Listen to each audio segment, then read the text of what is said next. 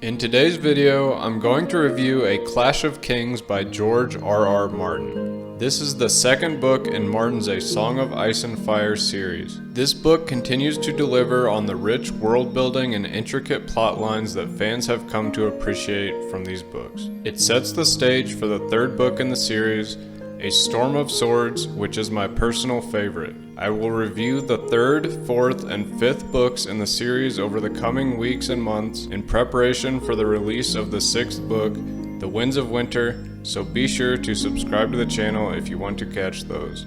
Okay, let's get started. This book picks up where A Game of Thrones left off and expands upon the political maneuverings and power struggles between the various factions in the Seven Kingdoms. In this series, the characters are complex, with each having their own unique motivations and desires. Martin does a great job of making you invested in each of their stories, and you'll find yourself rooting for different characters at different times. In the Song of Ice and Fire series, the world expands from its beginning point like the universe expanding from the Big Bang. All of the characters meet at a central point early in the first book at the Feast in Winterfell, and then the series expands from there. Jaime pushing Bran out of the window acts as the supernova explosion that sends all of the characters scattering throughout the Song of Ice and Fire universe. Following this scene, Ned, Sansa, and Arya head south to King's Landing, while Tyrion and Jon head north to the Wall as they continue to drift farther apart until the fifth book. In the second book in the series, the world expands from the first, and George R.R. Martin introduces a host of new characters as well as a handful of new locations. Several new locations introduced in the second book include Dragonstone, the island castle that serves as the seat of House Baratheon and the stronghold of Stannis Baratheon,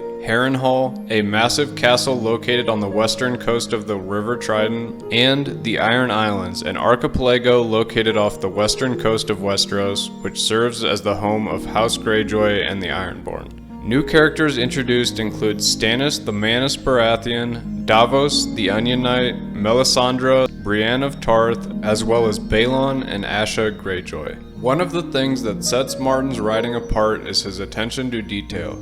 He creates a vivid world that feels alive and full of possibilities. The action scenes are tense and well written, while the quieter moments are filled with foreboding, making you wonder what will happen next. In the last review I made on the opening book of the series, A Game of Thrones, I mentioned that the series rewards rereads, perhaps unlike any other series that I have read. These books are littered throughout with clues on how the series will end. However, it would be impossible to pick up on all of the clues on just one read-through. Here are some examples of foreshadowing that I noticed on my most recent reread. First of all, Mormont's Raven calls Jon Snow king several times, foreshadowing Jon's eventual identity reveal, which we finally get in Season 8 of the TV series A Game of Thrones. Second, Tyrion tells Varys, "Lord Varys, I am grown strongly fond of you. I may kill you yet, but I think I'd feel sad about it." In Season 8 of A Game of Thrones, Tyrion has Varys killed. Third, Catelyn Stark begins to suspect Theon of having a sly smile that looks like he knows some secret jest that only he is privy to, one book before he turns on the family that raised him. Finally, Brienne says that she will kill Stannis in the second book to get vengeance for Renly. In Season 8 of the TV show, she does just that. As the book ends, Bran is heading north with Mira and Jojen, Jon is beyond the Wall, Tyrion is recovering in King's Landing, Catelyn has just finished negotiating with Jaime, and Sansa is plotting her escape, setting the stage for the most entertaining book in the series, Book 3, A Storm of Swords. Overall, A Clash of Kings is a masterful work of fantasy fiction that will keep you on the edge of your seat. The twists and turns of the plot are expertly crafted, and you'll find yourself constantly engaged with the story. Martin has a gift for creating memorable moments that will stick with you long after you finish the book. If you're a fan of fantasy fiction, then you won't want to miss A Clash of Kings.